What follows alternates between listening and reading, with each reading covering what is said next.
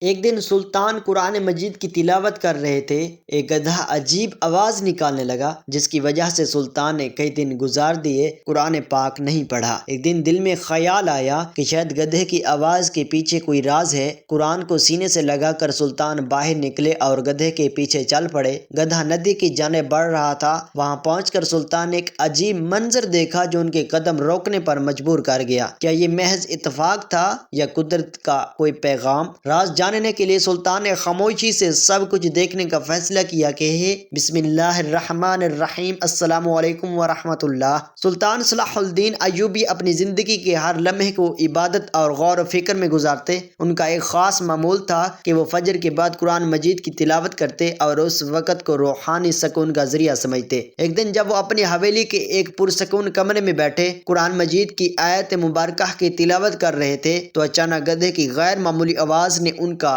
دھیان بٹا لیا۔ یہ آواز کسی عام گدھے کے بولنے کی جیسی نہیں تھی بلکہ اس میں ایک عجیب و غریب بے چینی اور شدت تھی، جیسے وہ کچھ کہنا چاہتا ہو یا کوئی فریاد کر رہا ہو۔ سلطان نے ابتدا میں اسے ایک عام بات سمجھ کر نظر انداز کر دیا، لیکن یہ واقعہ روز بروز بڑھنے لگا تھا۔ جیسے ہی وہ قرآن پاک پڑھتے گدھے کی وہی آواز آنا شروع ہو جاتی۔ اس سے ان کے دل میں کئی سوالات نے جنم لیا۔ کیا یہ محض ایک اتفاق تھا یا اس آواز کے پیچھے کوئی خاص حکمت یا پیغام چھپا ہوا تھا؟ سلطان کا دل بے چین ہونے لگا۔ یہ معمولی بات نہیں لگ رہی تھی کیونکہ یہ عجیب رویہ صرف تلاوت کے وقت ہی ظاہر ہوتا۔ وقت گزرنے کے ساتھ یہ معاملہ اتنا شدت اختیار کر گیا کہ سلطان کئی دنوں تک تلاوت نہ کر سکے۔ وہ حیران تھے کہ آخر یہ گدھا کیا چاہتا ہے؟ کیا یہ کسی پوشیدہ پیغام کا ذریعہ تھا یا اللہ کی طرف سے کوئی اشارہ؟ ان کے دل میں ایک کشمکش جاری تھی، لیکن وہ جانتے تھے کہ اس معاملے کو سمجھنے کے لیے انہیں صبر اور حکمت سے کام لینا ہوگا۔ سلطان نے دل ہی دل میں فیصلہ کیا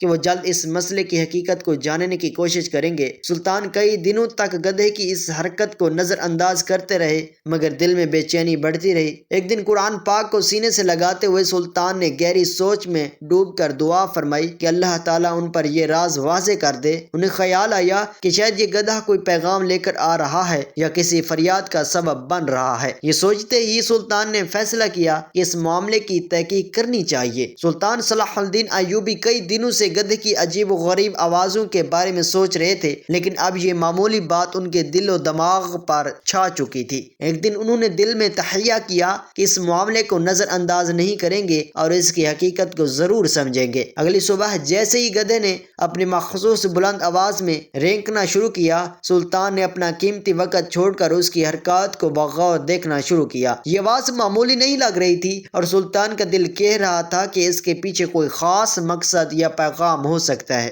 گدھا آہستہ آہستہ اپنی جگہ سے نکلا اور قریبی راستے پر چلنے لگا۔ سلطان خاموشی سے اس کے پیچھے پیچھے چلنے لگے۔ ان کے ذہن میں بے شمار سوالات گردش کر رہے تھے۔ انہوں نے سوچا کہ شاید یہ جانور قدرت کا کوئی اشارہ ہے یا کسی فریاد کو پہنچانے کا ذریعہ۔ گدھے کے قدم محتاط اور دھیمے تھے لیکن وہ ایک واضح سمت میں بڑھ رہا تھا۔ سلطان نے اس کے ہر قدم پر گہری نظر رکھی اور دل میں اللہ سے دعا کی کہ کہیں حقیقت تک پہنچ جائے۔ راستہ کافی دشوار اور لمبا تھا۔ گدھا پتھریلی زمین سے گزرتا، کبھی سرسبز میدانوں سے اور کبھی کسی چھوٹے چشمے کے کنارے رک کر پانی پیتا، لیکن اس کا سفر جاری رہا۔ سلطان کے دل میں تجسس بڑھتا جا رہا تھا۔ وہ سوچ رہے تھے کہ آخر یہ گدھا انہیں کہاں لے جا رہا ہے؟ کیا یہ کسی گہرے راز کا دروازہ کھولنے والا ہے؟ کئی گھنٹوں کی مسافت کے بعد گدھا ایک ندی کے قریب جا پہنچا۔ سلطان نے غور سے دیکھا کہ وہ ندی کے کنارے رک گیا اور وہی مخصوص آواز نکالنے لگا۔ یہ منظر بہت عجیب تھا۔ سلطان کے دل میں بے چینی مزید بڑھ گئی، لیکن انہوں نے صبر سے کام لیا اور سوچا کہ وہ جلد اس معاملے کو حل کر لیں گے۔ انہیں یقین ہو چلا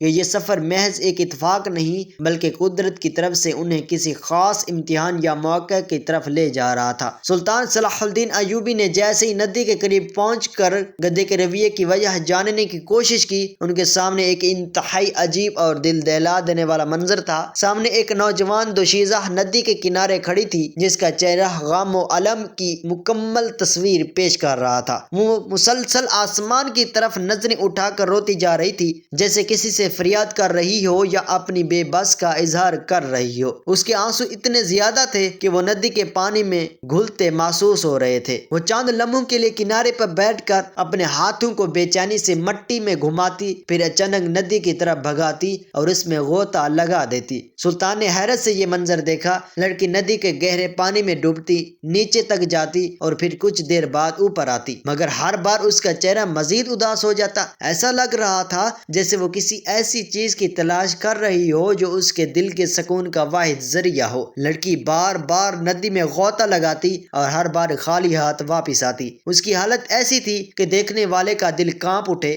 ندی کے ٹھنڈے پانی نے اس کے کپڑوں کو مکمل بھیگ دیا اور سرد ہوا اس کے کانپتے بدن کو مزید تھکا رہی تھی، مگر وہ اپنی کوشش سے باز نہیں آ رہی تھی۔ سلطان نے محسوس کیا کہ وہ کسی ایسی چیز کے لیے بے چین ہے جیسے وہ کسی صورت کھونا نہیں چاہتی، یا شاید وہ کسی بڑے نقصان کے صدمے میں مبتلا ہے۔ جب لڑکی کی تھکن اپنی حد تک پہنچ گئی تو وہ ندی سے باہر نکلی اور زمین پر گر پڑی۔ وہ اپنے کانپتے ہاتھوں سے زمین پر گھٹنے ٹیک کر آسمان کی طرف دیکھنے لگی۔ اس کی آنکھوں میں امید کے ٹوٹے ہوئے خواب جھلک رہے تھے اور وہ آہستہ آہستہ کچھ بڑبڑانے لگی۔ ایسا لگتا تھا کہ وہ اللہ سے شکایت کر رہی ہے یا اپنے دل کا بوجھ ہلکا کرنے کی کوشش کر رہی ہے۔ کچھ دیر بعد وہ خاموشی سے کھڑی ہوئی، اپنے کپڑوں کو نچوڑا اور انتہائی اداسی سے واپس چلنے لگی۔ اس کی چال میں بے بسی اور مایوسی واضح تھی۔ یہ منظر دیکھ کر سلطان کا دل بھر آیا۔ وہ جان گئے کہ یہ لڑکی شدید مشکلات کا شکار ہے اور اس کے دل میں کوئی گہرا غم چھپا ہوا ہے۔ سلطان کے لیے یہ کام ممکن نہ تھا کہ وہ اس لڑکی کو اس حال میں چھوڑ دیں۔ انہوں نے تہیہ کر لیا کہ اس کی کہانی جان کر اس کی ضرور مدد کریں گے۔ سلطان خاموشی سے ایک درخت کے پیچھے کھڑے ہو گئے تاکہ صورتحال کا مشاہدہ کر سکے۔ وہ دیکھ رہے تھے کہ لڑکی ندی میں غوطہ لگا کر جیسے کچھ تلاش کر رہی ہے، مگر خالی ہاتھ باہر آ کر رونے لگتی ہے۔ کچھ دیر بعد وہ دوبارہ یہی عمل دہراتی ہے۔ ایسا لگتا تھا کہ وہ کسی غیر صدمے میں مبتلا ہے اور کسی حل کی تلاش میں ہے۔ کافی دیر تک یہ عمل کرنے کے بعد لڑکی خاموشی سے ندی کے کنارے سے اٹھ کر